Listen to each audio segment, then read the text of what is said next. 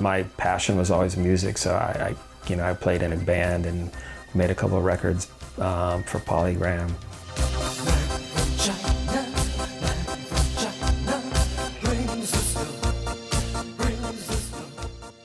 I worked on some of the Bill and Ted films.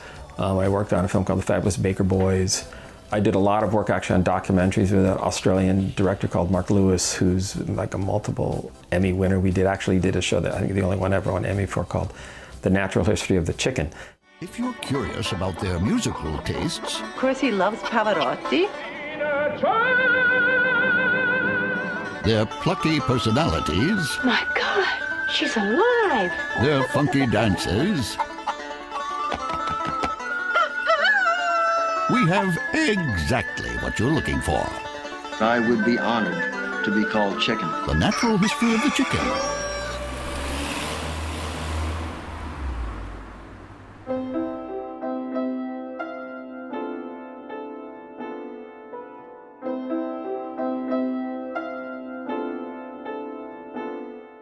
I basically fell into coaching because I had a big soccer background as a kid. I played in high school, I played in college.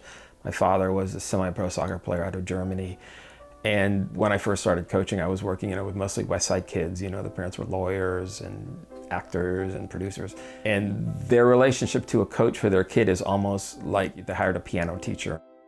With the community I have now, their relationship to you is much different. You are a mentor, you have a level of impact on these kids.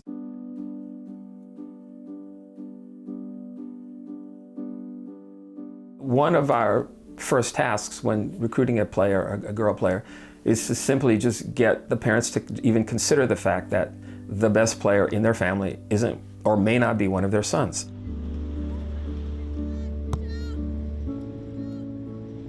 It's a hard slog at first, but once you get the parent to come to a game and they see their daughter play, that they start that they get this realization, wow, my daughter is a soccer player, and then they become some of the most avid fans that we have.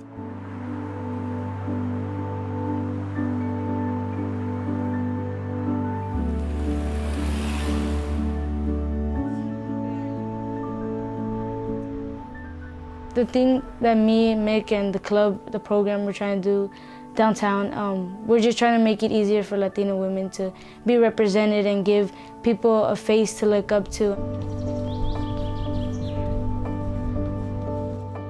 Latina women are supposed to cook, clean, help their brother out, help the family out, and stuff like that. What this program, what Downtown is trying to do to get away from that stereotype is basically letting girls into the club, and then it gets them away from that part of their life. As much as I love my biological father, it's he's not really involved with my soccer life. It's more of my mom. She takes me to my games. She's more on the supporting side, but my father, no, he's not really involved with soccer. He tells me sometimes instead of being a soccer, I should be home or doing stuff, helping my mom cook or something. And it's hard sometimes because he doesn't understand how much I love the sport. He doesn't understand how much I'm very passionate about it. They get taunted a lot, especially if they're winning, and it's not the other players, it's usually the parents. White parents and very racist parents, very racial comments we get, and it's hard to play with that kind of environment. Yelling, go back to your country, ghetto soccer. Your parents shouldn't even be here, you shouldn't even be here. She said, yeah, they scream racist, stuff at me. She said, but it just makes me run faster because then they don't see my tears.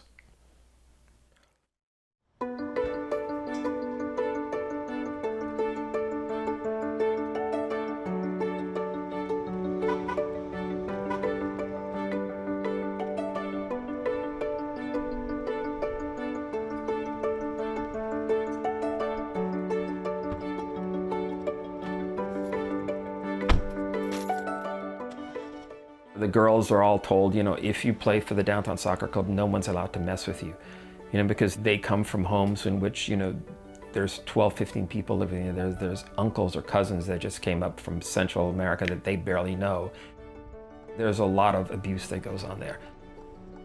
The fathers, you know, a lot of times are drinking a lot.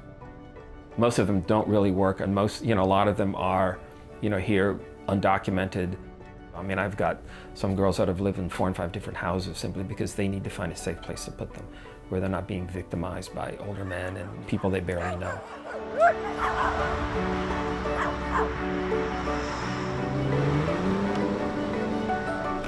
Hey, Mick. Hey, kiddo, how you doing? I'm doing good. How are you? I'm good, thank you. That's good.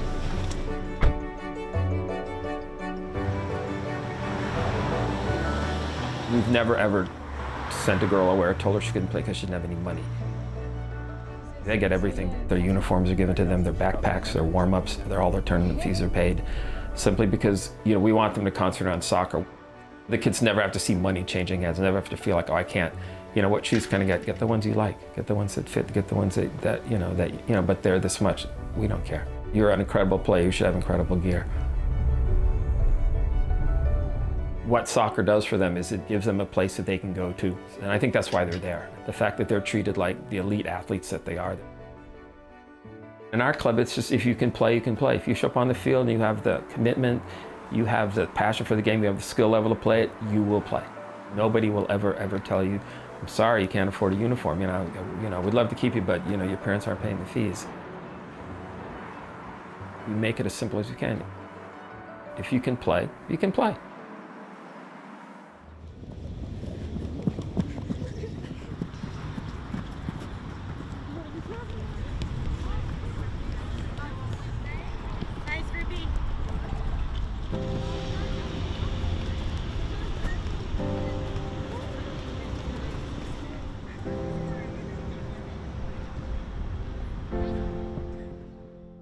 One of the things that I think at Downtown that we really focus on is being able to kind of help the girls not only on the soccer field, they're amazing players, the skill level that they have is unbelievable, but also allowing them an outlet, somewhere to come to grow not only as players, but also as females as well.